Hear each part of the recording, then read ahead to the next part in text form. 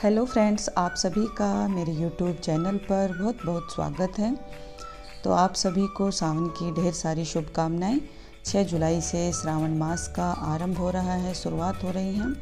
और जो सावन मास का महीना है अति पवित्र और पावन माना जाता है।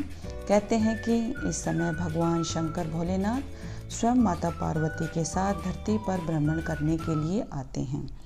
तो आज मैं अपनी इस वीडियो में बात करूंगी कि शिव जी को जल चढ़ाने की सही विधि क्या है, सही तरीका क्या है, शिव जी को जल कैसे चढ़ाएं। और यदि आपने सोमवार का व्रत किया हुआ है तो सोमवार के व्रत की सही विधि क्या है। बालों को धोकर पूजा करें या नहीं, बाल धोने चाहिए या नहीं, बालों को बांध कर रखें या खोल कर, व्रत में क्या खाएं क्या ना खाएं। तो ये सब बातें मैं आपके साथ शेयर करूँगी। तो सबसे पहले मैं बात करती हूँ कि शिव जी को जल चढ़ाना कैसे है। जब भी आप शिव जी को जल चढ़ा रहे हैं तो आप सबसे पहले, जब आप मंदिर में जा रहे हैं तो सबसे पहले शिव का जो मंदिर है उसकी देहली को आप प्रणाम कीजिए, उसको स्पर्श करके वंदन कीजिए। और घंटी आप ज़रूर बजाएं शिव मंदिर में जाने के बाद, जिससे कि शिव शंकर भोलेनाथ को लगे कि हाँ, हमारे दरवाजे पर किसी ने दस्तक दी है। और शिव जी को सबसे पहले आप प्रणाम करके राम राम नाम का शब्द आप ज़रूर सुनाएं, क्योंकि शिव शंकर भोलेनाथ को राम नाम अति प्रिय है। जब भी आप शिव जी पर जल चढ़ा रहे हैं तो शिवलिंग चाहे जिस दिशा में भी रखा हुआ हो, जल चढ़ाने वाले का जो मुख है वो उत्तर की तरफ होना चाहिए। उत्तर की तरफ समस्त ऋषियों का, तीर्थों का और महादेव का मुख्य वास है, वो माना जाता है। जब भी शिव जी पर आप जल चढ़ा रहे हैं तो आपको ये ध्यान में रखना है कि आपका जो पात्र है जल चढ़ाने वाला वो कैसा है। तो सबसे अच्छा जो पात्र बताया गया है, ताम्र पात्र, कांसे का पात्र और चांदी का पात्र बताया गया है। तो आप भूलकर भी स्टील के बर्तन का प्रयोग ना करें। तो आप इनमें से कोई भी एक पात्र ले लें जल चढ़ाने के लिए। और जब भी आप जल चढ़ा रहे हैं तो जल में गंगा जल और बेलपत्र आप ज़रूर डाल लें। गंगा जल का विशेष महत्व है शिव जी को जल चढ़ाने के लिए। जब भी आप जलाभिषेक करें तो गंगा जल आप ज़रूर डालें। और देखिए, कभी भी भूल कर भी आप ऐसा मत कीजिए स्टील की डोली है, लोटा है या बाल्टी है, क्योंकि मैंने काफ़ी ऐसे लोग देखे हैं जो भर भर कर डोली बाल्टी से शिव जी को जल चढ़ाते हैं। तो आप तांबे के पात्र से जल चढ़ाइए और जितनी पतली धार आप बनाकर शिव जी को जल चढ़ा सकते हैं उतनी पतली धार से आप शिवलिंग को जलाभिषेक कीजिए। शिव जी पतली धार से बहुत ज़्यादा प्रसन्न होते हैं। और आप काफ़ी मंदिरों में देखते भी हैं कि ऐसी व्यवस्था की हुई होती है कि उन पर बूंद बूंद से जलाभिषेक होता है। तो आप ऐसा ज़रूर कीजिए। जल चढ़ाते समय आप दोनों हाथों का प्रयोग कीजिए। दाहिने हाथ में आप जल चढ़ाने वाला पात्र रखिए और दूसरे हाथ को भी उससे स्पर्श कर लें। जल आप सबसे पहले महादेव के मंदिर में गणपति बप्पा को ओम गंग गणपते नमः कहकर आप जल चढ़ाइए। और फिर गणपति के बाद आप शिवलिंग को जल चढ़ाइए। जब भी आप जल चढ़ा रहे हैं, शिवलिंग का जो आरंभ यानी कि जहाँ से शिवलिंग शुरू होती है उधर से आप जल चढ़ाकर शिवलिंग को परिक्रमा करवा कर जल से, और फिर सारा जल शिवलिंग पर आप अर्पण कर दीजिए।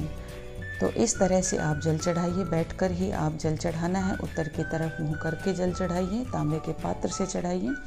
और मेरी बहनों ने जिसने भी व्रत किया हुआ है, तो व्रत करना कैसे है। जब भी आप सावन के सोमवार का व्रत करती हैं तो आप सूर्योदय से पूर्व, यानी कि आपको लेट नहीं उठना है उस दिन, जल्द ही आप उठ जाइए और आप अपने घर में साफ़ सफाई करके गंगा जल के छींटे देकर स्नान करके, और आप पीले या फिर हरे वस्त्रों को आप धारण कीजिए। नीले काले वस्त्रों को आप बिल्कुल भी धारण मत कीजिए। अशुभ माना जाता है व्रत के दिन यदि हम इन वस्त्रों को पहनते हैं। तो आप पीला है, केसरिया है, हरा है, ऐसे वस्त्र आप पहन सकती हैं। यदि आपने पहले दिन ही सर धो लिया है तो बहुत अच्छी बात है। कहते हैं कि किसी भी व्रत को करने से पहले एक दिन पहले ही सर धो लेना चाहिए। यदि आपने सर नहीं धोया है तो थोड़ा सा कच्चा दूध लगाकर बालों में आप फिर सर को धोइए। ऐसा करने से आपको कोई भी दोष नहीं लगता है। तो आप सर धोकर स्नान करके कपड़े पहनकर, यदि आप घर पर पूजा कर रहे हैं तो जैसी पूजा आप करते हैं उस तरह से आप पूजा कीजिए। शिव जी को प्रसन्न कीजिए। जो भी शिव जी को पसंद है, प्रिय चीज़ें हैं, आप वो चढ़ाइए। यदि आपने शिवलिंग घर पर रखा हुआ है तो आप उनको जलाभिषेक कीजिए। गंगा जल डालकर आप उसमें ज़रूर जलाभिषेक कीजिए। बेलपत्र चढ़ाइए यदि आपके पास हैं तो। और शिव जी को कभी भी भूलकर भी आप केतकी के फूल आप ना चढ़ाएं। केतकी के फूल और केवड़े के फूल शिव को अप्रिय हैं, उनको पसंद नहीं हैं। तो ऐसा ना हो आप किसी मनोकामना के लिए आप वो फूल चढ़ा रहे हैं और शिव शंकर भोलेनाथ रुष्ट हो जाएं और आपको कोई दोष लग जाए।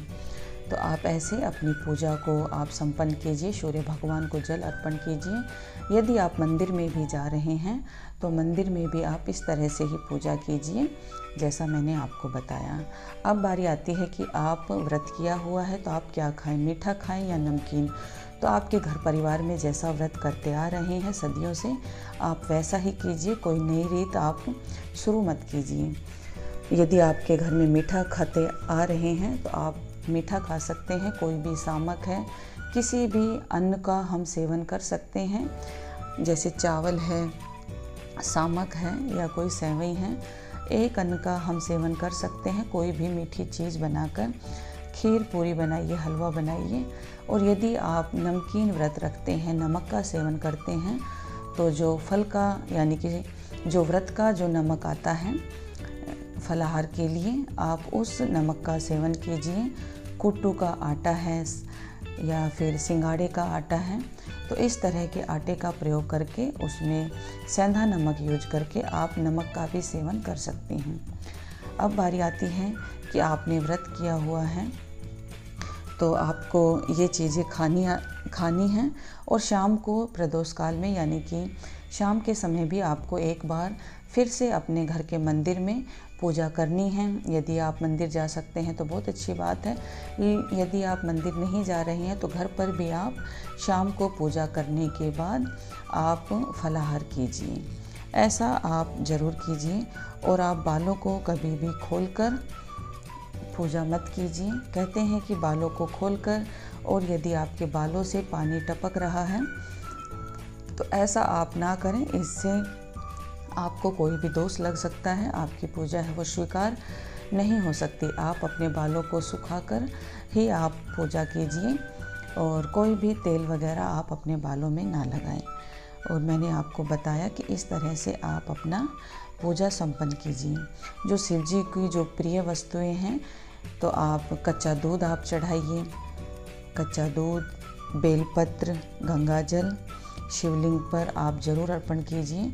और बेलपत्र आप जब भी चढ़ा रहे हैं तो बेलपत्र का जो चिकना हिस्सा होता है उल्टी तरफ करके 3 पत्ती वाला बेलपत्र आप शिवलिंग पर चढ़ाइए। एक एक पत्ती का बेलपत्र आप शिवलिंग पर मत चढ़ाइए। और शिवलिंग पर पूजा करते समय आप कुछ ऐसी चीज़ें हैं जो शिवलिंग पर नहीं चढ़ाई जाती हैं, जैसे शंख से स्नान नहीं करवाया जाता है, तुलसी दल भी नहीं चढ़ाया जाता है शिवलिंग पर, केतकी के फूल और केवड़ा के फूल भी आप मत चढ़ाइए। हल्दी, कुमकुम, रोली शिवलिंग पर भूलकर भी आप तिलक मत कीजिए। शिव जी हैं जो हैं वो वैरागी हैं, तो आप केसरिया या पीला चंदन ही शिव जी पर तिलक कीजिए। तो ये छोटी छोटी बातें हैं, आप ध्यान रखिए। और देखिए शिव शंकर भोलेनाथ हैं, बड़े भोले हैं। यदि आप विधि विधान से आप उनको ये सब पूजन करते हैं और जल चढ़ाते हैं, तो देखिए जल चढ़ाते समय आप पंचाक्षरी जो मंत्र हैं, ओम नमः शिवाय मंत्र का आप ज़रूर जाप कीजिए। और महामृत्युंजय मंत्र है, इस मंत्र का भी आप जाप कर सकते हैं। गायत्री मंत्र का भी जाप आप कर सकते हैं। इन तीनों में से कोई भी एक मंत्र का जाप आप शिवलिंग पर जलाभिषेक करते समय और शिव के पूरे परिवार की पूजा करते समय आप इस मंत्र का आप जाप जरूर कीजिए। कहते हैं कि सावन में शिव परिवार का पूजन जरूर करना चाहिए। नंदी भगवान को भी पूजना चाहिए। नंदी सवारी है शिव शंकर भोलेनाथ की। और यदि आपकी कोई भी मनोकामना है तो नंदी के कान में आप ओम नमः शिवाय 5 बार बोलकर अपनी कोई भी मनोकामना है वो शिव शंकर भोलेनाथ यानी कि नंदी के कान में आप बोलिए, जिससे कि आपकी मनोकामना पूर्ण हो। गणपति बप्पा को दुर्वा आप ज़रूर चढ़ाइए यदि आपके पास उपलब्ध है तो। गणपति बप्पा को दुर्वा अति प्रिय है। माता गौरा पार्वती को श्रृंगार की चीज़ें चढ़ाइए। लाल रंग का पुष्प माता गौरा को चढ़ाइए। सिंदूर रोली जो आपके पास है, माता गौरा को आप कुमकुम का टीका लगाइए और उनकी मांग में भी सिंदूर लगाइए। और जब भी आप मेरी सुहागिन महिलाएं हैं शिव पूजन करके मंदिर में आ रही हैं, तो आप एक काम करना बिल्कुल ना भूलें। शिव लिंग को और माता पार्वती को मोली लेकर इस तरह से आप बांध दीजिए, उनमें गांठ लगा दीजिए और शिव जी को, माता पार्वती को बोलिए, हे भोलेनाथ, जैसे माता पार्वती और शिव जी का अमर जोड़ी बनी हुई है, अमर सुहाग है, वैसे ही हमें भी अमर सुहाग की प्राप्ति हो, हमारी भी जोड़ी इस तरह बनी रहे, एक दूसरे में प्यार हो, विश्वास हो। इस तरह से वो जो मोली है आप शिव पार्वती माता को बांध दें और ऐसा आप 2 बार ज़रूर बोलिए, जिससे कि आपकी मनोकामना पूर्ण हो। और देखिए, भोलेनाथ बड़े भोले हैं। आप इस पूजा अर्चना को करने के बाद क्षमा प्रार्थना आप ज़रूर कीजिए। क्षमा प्रार्थना करने से हमारी पूजा में कोई भी त्रुटि हो तो वो पूजा स्वीकार होती है। और देखिए, भोलेनाथ तो बड़े भोले हैं। जैसे भी आप पूजा करते हैं, यदि विधि विधान से पूजा करोगे तो जब वो खुश हो जाएंगे तो देने वालों को सोने की लंका तक दान में दे देते हैं। इस तरह से आप शिव जी का जलाभिषेक कीजिए, पूजन कीजिए। यदि आपको मेरी ये वीडियो पसंद आए तो मेरे वीडियो को लाइक, मेरे चैनल को सब्सक्राइब और बेल आइकन को प्रेस कर लें। मिलती हूँ आपसे एक ऐसी ही अच्छी वीडियो के साथ। तब तक के लिए हर हर महादेव, जय भोलेनाथ।